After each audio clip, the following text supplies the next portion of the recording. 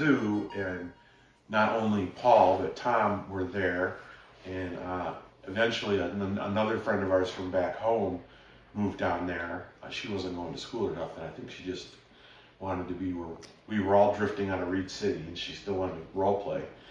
And so anyway, I went up to Kalamazoo fairly regularly to role play.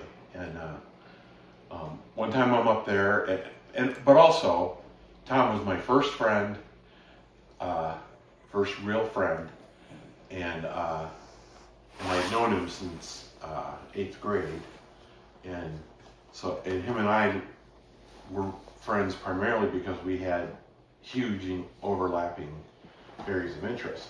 Mm-hmm. So anyway, one of our overlapping areas of interest was eating at a diner. And so whenever I went up to Kalamazoo, I stayed at Tom's, and he made sure that we had at least 2 or 3 times where it just got to be me and Tom in a diner talking. We ate as well, of course, but we were there way longer than we needed to be to eat the food we bought. And we would just sit there and talk and people watch and so forth. Well, anyway, he goes, and it would always be, I'd get to Kalamazoo, and it would always be, oh, there's a new restaurant I want to take you to.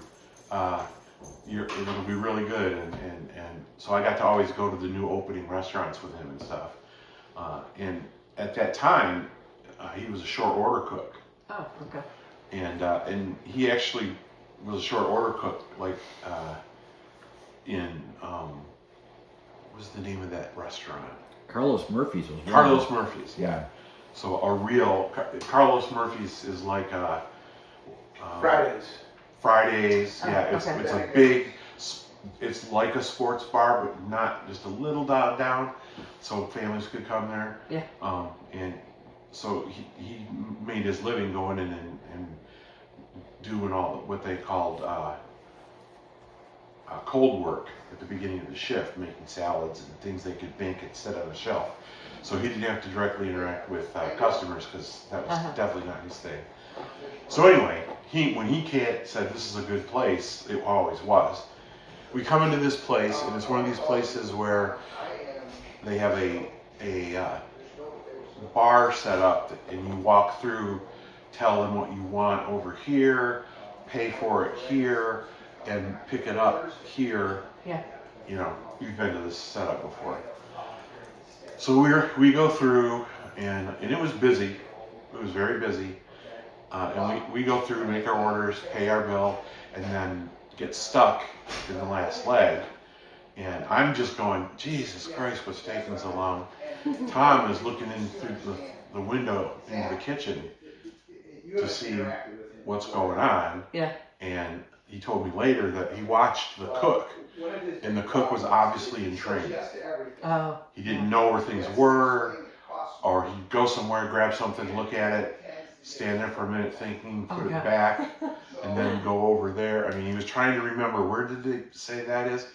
And then he got up to where I was next, and then him, and then there's a whole line of people behind us, and the cook looked up and went, I'll be right back, and walked away.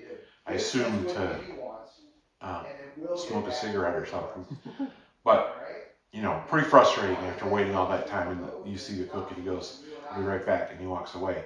And Tom went, and he walked around the thing into the kitchen, and he assembled my meal and handed it to me, and then he assembled his, because it was next, and set it off to the side. And then he looked at the next person in line and said, it's like, what's the ticket? What did you order? And they go, we had the cheeseburger, blah, blah, blah. And he just sat there filling orders until the guy came back. And when the guy came back, he was like, what's happening? Who is this guy? What's he doing? Is he even doing it right? And as soon as the guy came back, Tom just kind of dropped the tongs on the counter and picked his food up, and the two of us walked off into the. But that was Tom's way of handling things. It's very confrontational.